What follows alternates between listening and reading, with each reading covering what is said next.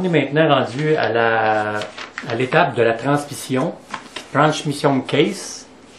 Ok, donc si je recule un petit peu, vous allez pouvoir voir un petit peu mieux l'étape donc de la transmission case qui est le boîtier de transmission finalement.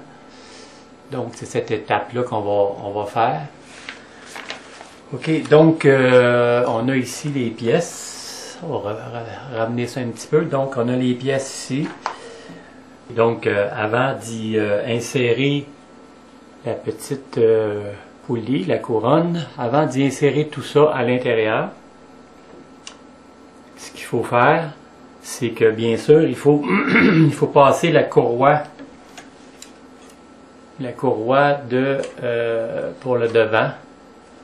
Donc cette courroie-là, on doit, en regardant, faut qu'elle soit droite en partant. Donc ce que vous voyez ici, c'est le dessus. Donc la courroie est droite, elle n'a pas été tournée. Donc on la prend et on la tourne vers la gauche. Si on se met derrière l'hélicoptère. Donc à ce moment-là, quand la grande courroie va tourner, ça va faire tourner la queue vers l'arrière. Et on doit aller poser le tout à l'intérieur avec le boîtier, avec les deux boîtiers chaque côté. Donc je vais faire ça je vais faire l'assemblage et puis je vous reviens par la suite. Il y a aussi une chose qu'il faut remarquer, c'est que sur le boom, sur le mât, vous avez une groove, vous avez cette groove-là. Cette groove-là correspond avec l'intérieur, ici l'intérieur du case. Donc cette groove-là rentre se glisse dans cette groove-là. Donc il faut bien faire attention que ça rentre bien.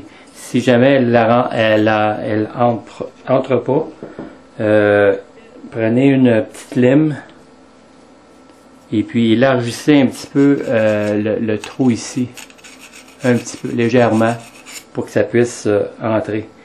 Sinon, la coche va empêcher que le boom tourne. Donc c'est important ça.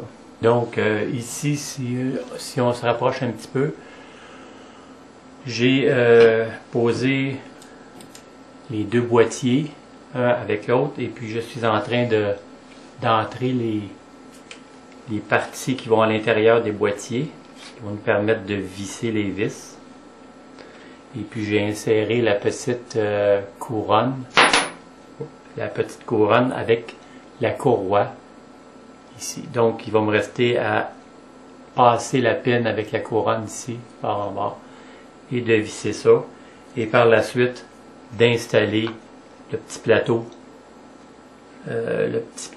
qui va nous servir pour installer le gyro. Donc c'est pratiquement installé.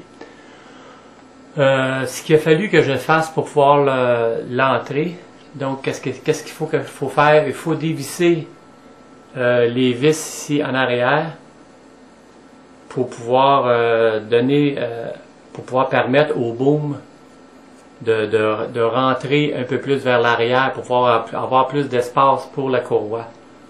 Sinon, ça ne donne pas assez d'espace pour pouvoir aller installer la couronne ou la guire vers l'avant. Donc, en reculant le boom vers l'arrière, ça m'a permis d'entrer la courroie. Donc, par la suite, ce que je vais faire, c'est que je vais tout simplement, on peut le voir, le boom ici, il dépasse là. Donc, en le tirant comme ça va mettre plus de tension sur la courroie. Et puis, on va pouvoir ajuster le tout.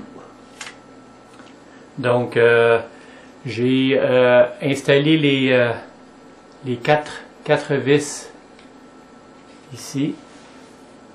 Donc, les 4 vis ici pour pouvoir tenir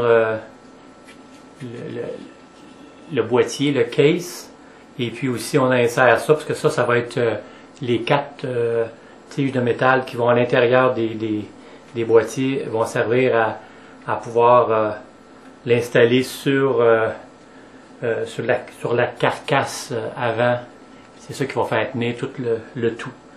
Donc ce que je vais faire, c'est que je vais continuer à visser, à finir l'installation.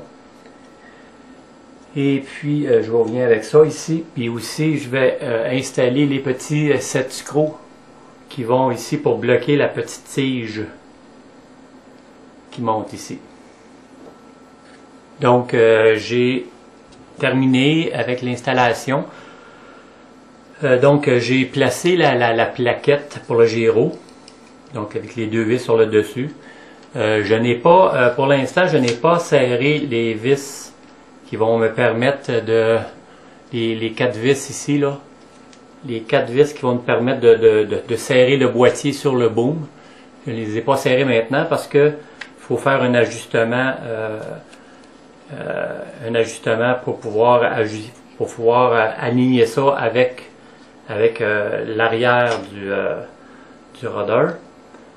Et puis c'est ça. En arrière non plus, je n'ai pas vissé les vis que j'avais dévissées ici pour pouvoir faire l'ajustement. Donc ceci complète la partie de la transmission.